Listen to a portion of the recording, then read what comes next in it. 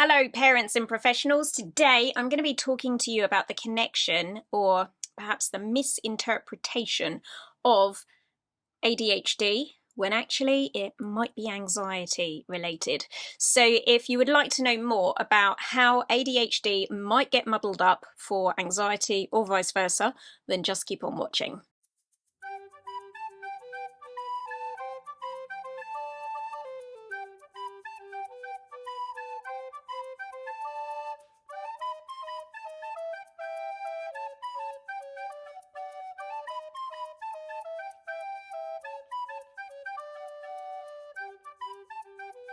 So, if you do not already know it, for Mental Health Month, the focus is all around anxiety. And so, the next few videos that I share with you are going to be purely and completely anxiety based. But also, just to mention, if you know a young person who is struggling with anxiety and you have not yet got them onto the Overcome Anxiety program, it takes just 10 weeks to complete, and it is scientifically proven to increase levels of confidence, decrease anxiety, and decrease feelings of depression. I'm not sure about scientifically proven to increase confidence, but I reckon anyone who doesn't feel anxious anymore is probably feeling more confident. So I'm still going to claim that one. But yes, it has been through a university-led study which has demonstrated that anxiety and depression were reduced in the children that went through the program. So head on over to mychildhasanxiety.com if you would like to know more about the program and how it takes just 10 weeks for your child to learn all the strategies they need to be rid of anxiety. But for now, let's talk about the connection between ADHD and anxiety. So I quite often hear about children who are candidates, shall we say. There is a question mark, a suspicion around whether there is ADHD going on in their neurology. And sometimes ADHD and anxiety can look very similar. Now, that's not to say that you should not pursue a diagnosis if you suspect that there is a diagnosis to be had, because getting the right treatment is super important. However, as we know, the waiting list for these sorts of things can be incredibly long. And if you want to fast track getting to some of the solutions before a diagnosis has come in, or perhaps even been applied for, then I would suggest thinking about all of the symptoms that you're seeing as potentially being anxiety based and focusing on those, because you never know, you might solve 30% of the problem, which is a decent percentage. You know, that would be quite a nice chunk of life to get better. But you might also find it gets 100% better because there was no ADHD in the first place and all of the symptoms you were seeing were anxiety based. So let's just talk a little bit today about where we might see a crossover in the symptoms of ADHD with the crossover of symptoms that we may see in anxiety, and why it is that they look so similar. So typically what we see with those who have ADHD is that their framing of time is very much all about the moment of now. They are not good about thinking of the long-term consequences of what they are doing in the now, how that's going to affect the future. So they're not terribly future focused. They're all about the right here, right now. Does it feel good for me right here, right now? As a general rule. Of course, this doesn't apply to everyone with ADHD, but this is just one of the common traits. Now, what we see with those who have anxiety is typically they're anxious about things that could be happening in the future. And so they're very future focused, which arguably you could say, well, that's different to the people with ADHD who are very now focused. Our anxiety people are very future focused.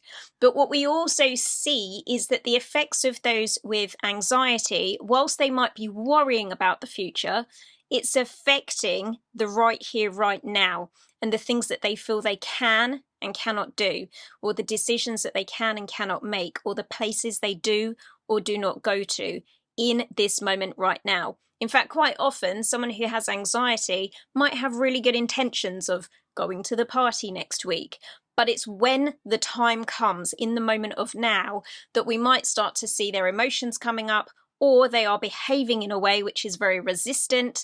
And so in that moment, like the right here, right now, it appears as if they are really struggling to moderate themselves and to cope with the situation. And similarly with those with ADHD, we might notice that they are struggling with perhaps pressures that are put on them in the right here, right now, decisions that we're asking them to make in the right here, right now. So there can be a crossover in what we are seeing, even though typically speaking, their heads around time are going to be focused in different places.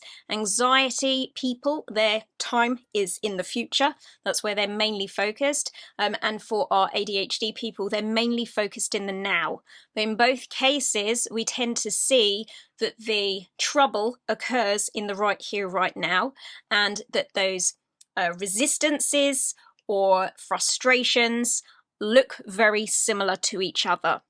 The other reason why we might see some crossover or some parallels between ADHD and anxiety is inattention. Now, someone with ADHD may struggle to concentrate because their brain is just not wired in a way to give them that concentration in the moment, unless it's something that really appeals to them. If it's something that they enjoy, they can concentrate. If it's something they have no interest in, then their attention can be all over the place. Now, a lot of people will say, well, I'm like that as well. But the reality is, for people who are neurotypical, even if you don't want to do something, if you had to, you can kind of convince yourself to get on with it. We can go over it a few times and then eventually you'll start getting into it. Whereas for someone with ADHD, if they really are not engaged with something, it's almost impossible for them to tune themselves in. It takes a great deal of energy for them to be able to cultivate that attention when it's not coming to them naturally. Now, for someone who has anxiety, they may also appear to have poor concentration and a lack of attention on things. And it's not because they don't have the ability, so their wiring and all of their neurology is perhaps set up in the right way to be able to do that.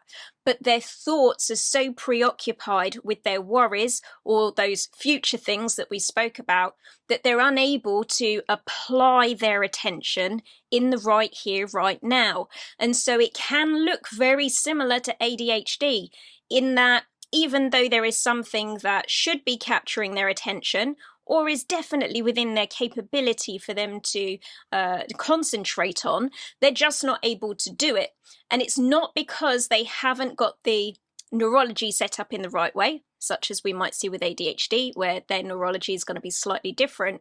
For our anxious person, it's just that they're too overwhelmed and they don't have enough of a buffer of information for them to be able to process. So they're already overloaded with sensory and internal data. There literally isn't room for any more things to be able to come in for them to focus on it.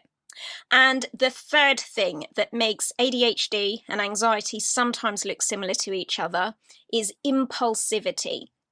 So another key trait with ADHD is that we might see people with that condition seem to react very quickly and without much thought. And sometimes that's amazing because they're super spontaneous and they might do things that other people wouldn't do. They're perhaps quite inspiring in that way. And sometimes it can get them into really big trouble because they didn't think through the consequences of something.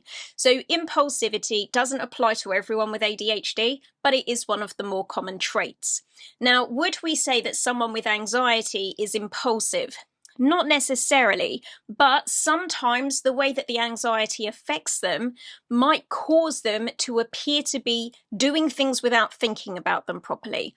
And like we said with their concentration skills, it could just be that their buffer of being able to think things through, that kind of capacity, the bandwidth that they've got for being able to think things through effectively has narrowed because they're too preoccupied with thinking the anxious thoughts about whatever it is they're anxious about.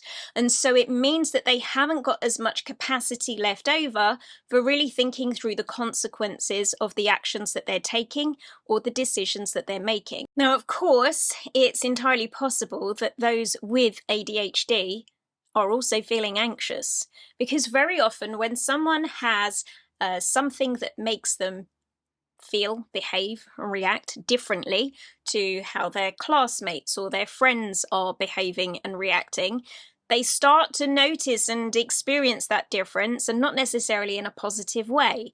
You know, most people like people to be somewhat like them. It helps us to feel connected to others. It helps us to build rapport and to have better connections.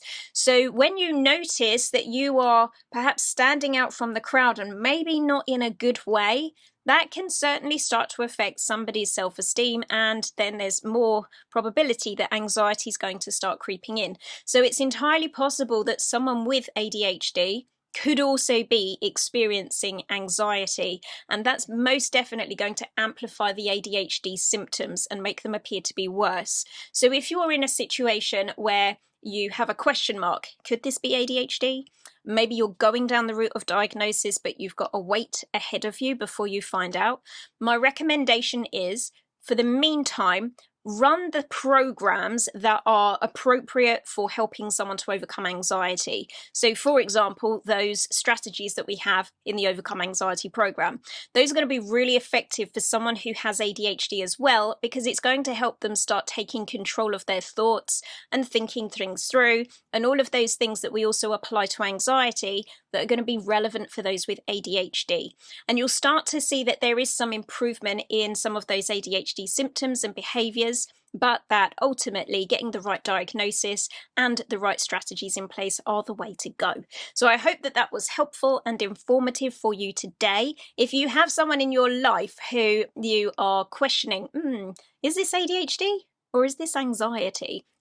You can understand now where the crossover lies, and you can also start to put some of those right procedures in place for them. So give this video a thumbs up, make sure you are subscribed to the channel, and go check out the Overcome Anxiety program at mychildhasanxiety.com, or if you have any questions about it, the email address is help@mychildhasanxiety.com. In the meantime, I will see you guys on my next video. Take care, bye!